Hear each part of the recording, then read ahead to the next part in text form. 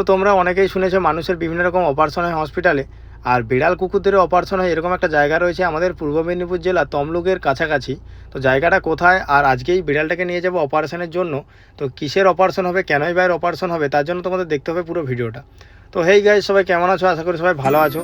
তো আজকে দিনটা ছিল শুক্রবার, সকাল সকাল বাড়ি থেকে রেডি হয়ে চলে যাব গ্যারেজের উদ্দেশ্যে। আর হঠাৎই একটা সেই সময় কল এলো যে তমলুকে যেতে হবে একটা ভাড়ায়। তাই আর দেরি না করে বাড়ি থেকে তড়িঘড়ি বেরিয়ে চলে এলাম গ্যারেজে। আর গ্যারেজে এসে আমার এই অমনি গাড়িটা নিয়ে চলে এলাম পার্টির বাড়ির কাছে। আর পার্টির বাড়ি যে দেখছো এটাই, এখানে এসে দাদাকে তুলে নিলাম, যে দাদা আমাকে কল করেছিল। আর দেখি উনি সঙ্গে ওনার পোষ্য বিড়ালটিকে নিয়ে যাচ্ছেন অপারেশনের জন্য। এরপরে গ্রামের রাস্তা ছেড়ে আমরা চলে এলাম হাইওয়েতে।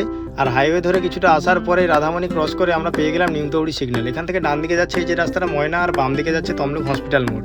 তো হসপিটাল মোড়ের দিকে যাওয়ার যে রাস্তাটা ওইটা ধরে 2 কিলোমিটার মতো আসার পরে পেয়ে গেলাম পায়রাচালি পশুদের যে হসপিটাল, এই যে ডান দিকে পড়ে এটা। গাড়িটাকে ওখানে বাইরে পার্কিং করে দিলাম। পার্কিং করে দেওয়ার পরে ভেতরে চলে এলাম। দাদা তার বিড়ালটাকে নিয়ে চলে এসেছিলো ভেতরে, আর আমি বিড়ালটাকে নিয়ে বাইরে ওয়েট করছিলাম। দাদা ভেতরে গিয়েছিল ডাক্তারবাবুর সঙ্গে কথা বলতে।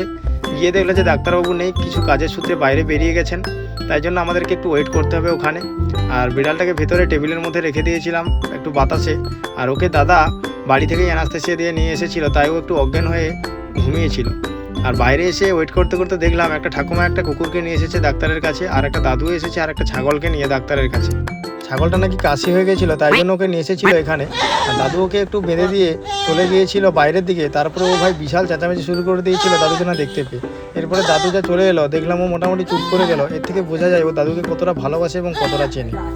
এরপরে দেখতে দেখতে আমাদের ডাক্তারবাবুও চলে এলেন। আসার পরে আমাদেরকে বলেন যে বিড়ালটাকে নিয়ে চলে আসো ওটির মধ্যে।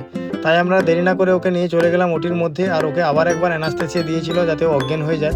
আর বিড়ালটা দেখতে দেখতে অজ্ঞান হয়ে যায়। তারপরে হাত পা বেঁধে দিয়ে অপারেশন শুরু করে দিয়েছিলেন ডাক্তারবাবু। ডাক্তারবাবুর ব্যবহার কিন্তু খুবই ভালো। আর আমিও প্রথমবার ওটির মধ্যে বসে অপারেশন দেখছিলাম, ভাই খুব ভয় করছিল। আর বিড়ালটা যেটা অপারেশন হচ্ছিল অ্যাকচুয়ালি ওর লাইকেশন অপারেশন হয়েছিল, কারণ ওর প্রত্যেক মাসে 2বার করে বাচ্চা হতো, 6টা করে। আর এত পরিমাণে বাচ্চা হয়ে গেছিলো, তাই জন্য দাদা ওর অপারেশন করেছিল ডাক্তারবাবুর সঙ্গে কথা বলে। অপারেশন সাকসেসফুল, আর ও কিন্তু সুস্থ স্বাভাবিকই ছিল। এরপরে আমরা ওখান থেকে বেরিয়ে চলে আসি বাড়ির উদ্দেশ্যে। হসপিটাল থেকে বেরিয়ে কিছুটা আসার পরেই আমরা পেয়ে গেলাম নিমতৌড়ি সিগন্যাল। আর ওখান থেকে ডান দিকে নিয়ে নিলাম রাধামণির দিকে। আর রাধামণি সিগন্যালে এসে এখানেও কিছুক্ষণ দাঁড়িয়েছিলাম, একটু জ্যাম ছিল। রাধামণি সিগন্যাল ক্রস করে আমরা আমাদের গ্রামের রাস্তা ধরে চলে আসি দাদার বাড়ির কাছে। আর এসে ওনাদেরকে নামিয়ে দিলাম। বিড়ালটা সুস্থ স্বাভাবিকই ছিল। আর গাড়ি ঘুরে নিলাম। তারপরে দাদা আমাকে পেমেন্ট করে দিলাম অনলাইনে আমার যে গাড়ির ভাড়া। তো দেখা হচ্ছে তোমাদের সঙ্গে আবার এরকম একটা ইন্টারেস্টিং ভিডিও নিয়ে। তো টাটা বাই।